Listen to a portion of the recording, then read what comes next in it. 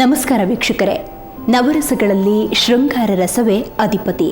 ಈ ಶೃಂಗಾರ ಕಾವ್ಯದ ದೇವತೆಗಳಾದ ರತಿಮನ್ಮಥರ ಕಾಮನ ಬಾಣಕ್ಕೆ ತುತ್ತಾಗದವರು ಸಾಮಾನ್ಯರಿಂದ ಅಸಾಮಾನ್ಯರವರೆಗೆ ಯಾರೂ ಇಲ್ಲ. ನಾಗಮಂಡಲ ಸಿರಿಸಂಪಿಗೆಗಳ ಕಥೆ ನಮಗೆಲ್ಲ ಗೊತ್ತೇ ಇದೆ. ಈ ಕಥೆಗಳನ್ನು ಮೀರಿಸುವಂತಿದೆ ಮಂಜುಳಾ ಎನ್ನುವ ಹೆಂಗಸಿನ ವ್ಯಥೆ. ಇಂತಹ ರೋಮಾಂಚನಕಾರಿ ಶೃಂಗಾರ ಕಾವ್ಯವೊಂದನ್ನು ನಿಮಗಾಗಿ ತೋರಿಸ್ತಾ ಇದ್ದೀನಿ ಇಂದಿನ ಈ ಎಪಿಸೋಡ್ನಲ್ಲಿ.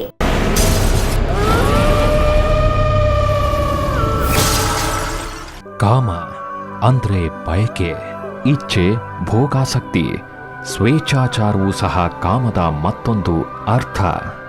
ಇಂತಹ ಕಾಮನ ಬಾಣದ ಹೊಡೆತಕ್ಕೆ ಪರಮ ಬ್ರಹ್ಮಚಾರಿಗಳಾದ ವಿಶ್ವಾಮಿತ್ರರು ಸಹ ಸಿಲುಕಿ ನಲುಗಿದ್ದಾರೆ. ನಾರದ ಮುನಿಯನ್ನೂ ಸಹ ಬಿಟ್ಟಿಲ್ಲ ಈ ಕಾಮದ ಕಾಟ. ಇವರ ಗತಿಯೇ ಹೀಗಾದರೆ ನಮ್ಮಂತ ಸಾಮಾನ್ಯರ ಪಾಡೇನು?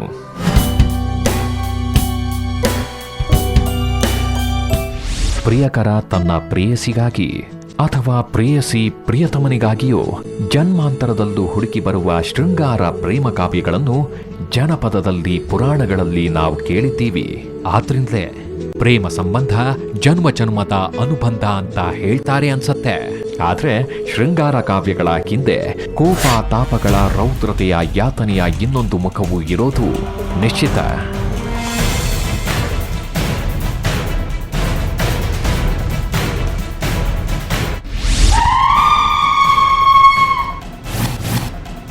ಒಂದೂರು, ಅಲ್ಲೊಂದು ಪುಟ್ಟ ಸಂಸಾರ.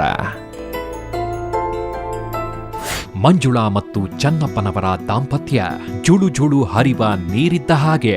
ಮದುವೆಯಾದ ಹೊಸದರಲ್ಲಿ ಎಲ್ಲರೂ ಹಾಗೆ ಸುಖಿ ದಾಂಪತ್ಯ ಗೀತೆಯನ್ನ ಹಾಡುತ್ತಾ ಮೈಮರಿತಾರೆ. ಈ ದಂಪತಿಗಳ ಬಾಳ ಬಾನ್ಸುರಿಯಲ್ಲಿ ಅಪಶ್ರುತಿ ಕೇಳಲು ಶುರುವಾಗಿದ್ದು ಅವರ ದಾಂಪತ್ಯದ ಫಲ ಆಕೆಯ ಒಡಲಲ್ಲಿ ಮೊಳಕೆಯೊಡೆದಾಗ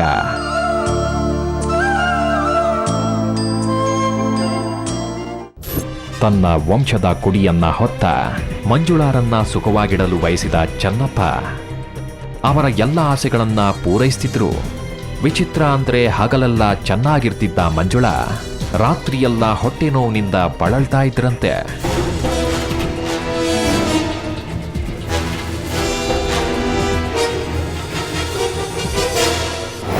ಮನೆ ಕಳ್ಸಿದ್ರೆ ಹಗಲೊತ್ತೆಲ್ಲ ಚೆನ್ನಾಗಿರ್ತದೆ, ರಾತ್ರಿ ಹೊತ್ತು ಹೊಟ್ಟೆ ನೋವು, ಫುಲ್ಲು ಹೊಟ್ಟೆ ನೋವು, ಮನೆಗೊಳಕ್ಕೆ ಆಗ್ತಾ ಇರಲಿಲ್ಲ.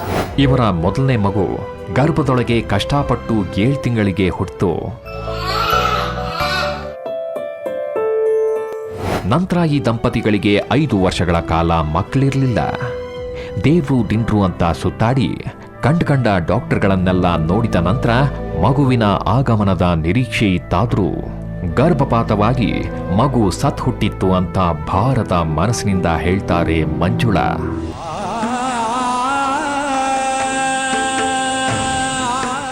ಒಳಗಡೆ ಎಲ್ಲ ಚೆನ್ನಾಗೈತೆ ಅಂತ ಡಾಕ್ಟರ್ ಎಲ್ಲ ಹೇಳ್ಕೊಟ್ರು. ನನಗೆ ಏನು ತೊಂದರೆ ಇಲ್ಲ ಮಗುಗೆ ಅಂತ. ಸ್ಕ್ಯಾನಿಂಗ್ ಎಲ್ಲ ಮಾಡಿಸ್ತಾಯಿದ್ರು. ಅಂದರೆ ಆ ಮಗುಗೆ ಏನು ಕಾಟನೇ ಕೊಡಲಿಲ್ಲ, ಆಸ್ಪತ್ರೆಗೆ ಹೋಗಲಿಲ್ಲ. ಎಲ್ಲ ಮಕ್ಳಿಗೆ ಅಷ್ಟೊಂದು ಟ್ರೀಟ್ಮೆಂಟ್ ತೊಗೊಂಡೆ. ತಿಂಗಳು ಚೆಕ್ಕು, 15 ದಿವಸಕ್ಕೊಂದ್ಸಲ ಚೆಕ್ ಮಾಡಿಸ್ತದೆ. 3ನೇ ಮಗುಗೆ ಮಾತ್ರ ಏನೂ ಆಗಲಿಲ್ಲ. ಆಸ್ಪತ್ರೆಗೆ ಮತ್ತೆ ತಿಂಗಳಿಗೊಂದ್ಸಲ ಹೋಗ್ತದೆ, ಸ್ಕ್ಯಾನಿಂಗ್ ಮಾಡ್ತಾಯಿದ್ರು. ಮಗ ಮಾತ್ರ ಅಷ್ಟು ಚೆನ್ನಾಗೈತೆ ಅಂತೆಲ್ಲ ಹೇಳ್ತಾಯಿದ್ರು. ಈ ಘಟನೆಯ ನಂತರ ನಡೆದಿದ್ದು ಇನ್ನೂ ಘೋರ. ಗರ್ಭಧರಿಸಿದ ಕೆಲ ತಿಂಗಳಲ್ಲಿಯೇ ತೀವ್ರ ನೋವಿನಿಂದಾಗಿ ಕೆಲ ಮಕ್ಕಳು ಈ ದಂಪತಿಗಳ ಪಾಲಿಗೆ ಇಲ್ಲವಾಗ್ತಿದ್ವು. ಡಾಕ್ಟರ್ಗಳೆಲ್ಲ ಸೋತು ಸುಣ್ಣವಾಗಿದ್ದರು. ಯಾವ ದೇವರು ಈ ವಿಷಯದಲ್ಲಿ ದಂಪತಿಗಳಿಗೆ ಸಹಾಯ ಮಾಡಲಿಲ್ಲ. ಹೀಗೆ ಮಂಜುಳಾರಿಗೆ ಸತತವಾಗಿ 6 ಅಬಾರ್ಷನ್ಗಳಾಗಿದ್ದವು.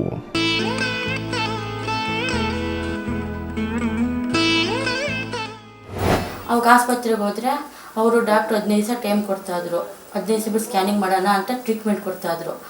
ಟ್ರೀಟ್ಮೆಂಟ್ ತೊಗೊಂಡು 15 ದಿವಸಕ್ಕೆ ಹೋದರೆ ಅದು ಫೇಲ್ಯೂರ್ ಅಂತ ಬಂದ್ಬಿಡ್ತಾಯಿತ್ತು. ಅದೇ ಥರ 6 ಸಲ ಆಯಿತು.